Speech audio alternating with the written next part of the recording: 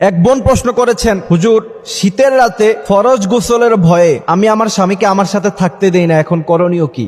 আমার কি গুনাহ হবে? জটিল প্রশ্ন। এমন প্রশ্ন কি আপনাদের স্ত্রীরাও করে নাকি? কঠিন এক প্রশ্ন করছে এক বোন, আমাদেরকে প্রশ্নটা করেছে, সেটা আমি কোট করে রেখেছি। সে প্রশ্ন করছে যে হুজুর, ফজরের নামাজ যেহেতু আমাকে পড়তে হয়, আর স্বামী স্ত্রী একসাথে থাকলে তো অবশ্যই ফরজ গোসল করতে হয়, সেক্ষেত্রে শীতের রাতে তো ফরজ গোসল করতে কষ্ট।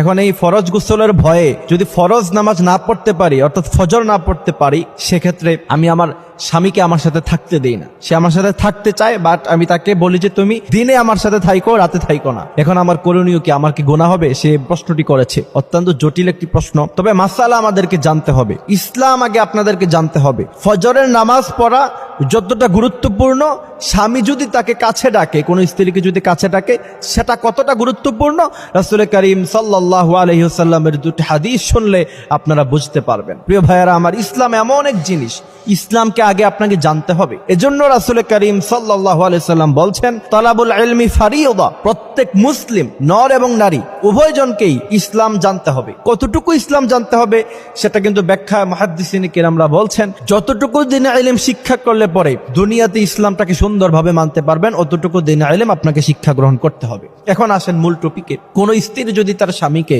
রাতের বেলায় ফরজ গোসলের ভয়ে এবং ফজরের নামাজ মিস হয়ে যাবে এজন্য তাকে রাতে যদি একসাথে থাকতে না দেয়, এটা কতটুকু যৌক্তিক সেটা রাসূলের হাদিসের দিকে তাকালে আমরা বুঝতে পারবো। রাসূল করিম সাল্লাল্লাহু আলাইহি ওয়াসাল্লাম বলছেন, পৃথিবীর সমস্ত মেয়ে লোকেরা শোনো, তোমাদের স্বামীদের মর্যাদা এত বেশি আমি দিয়েছি, পৃথিবীতে যদি আল্লাহ সুবহানাহু ওয়া তাআলার পরে অন্য কাউকে সিজদা করা জায়েজ হতো, পৃথিবীর সমস্ত মেয়ে লোককে বলতাম তোমরা তোমাদের স্বামীদের পায়ে সিজদায় লুটিয়ে পড়ো। এই জন্য রাসূল করিম সাল্লাল্লাহু আলাইহি ওয়াসাল্লাম অন্য এক হাদিসের বর্ণনায় বলছেন, তোমাদের কোন স্বামী যদি তোমাদেরকে মিলন করতে অথবা সে তার জরুরতে তোমাদেরকে যদি ডাকে, এমন সময় তোমরা যদি খাবার রান্না করা অবস্থায় থাকো, অর্থাৎ একটা মেয়ে লোকের সবচেয়ে সেনসিটিভ জায়গা কোথায়? যখন সে রান্না করে, যখন সে রান্নাঘরে থাকে, সেখান থেকে সে অনেক দূরে যেতে পারে না, কারণ খাবার নষ্ট হয়ে যেতে পারে, খাবার পোড়া হয়ে যেতে পারে, তখন পুরো খাবারটাই নষ্ট হয়ে যাবে।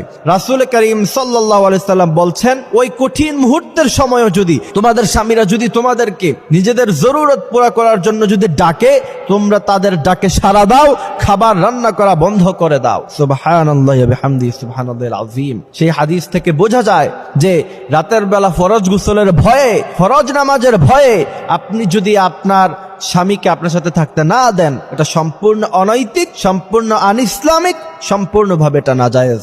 এরপরে আরেকটা হাদিস শোনাই। রাসূল করিম সাল্লাল্লাহু আলাইহি সাল্লাম বলছেন, কোন স্বামী যদি তার স্ত্রীকে জরুরতের জন্য ডাকলো আর তার স্ত্রী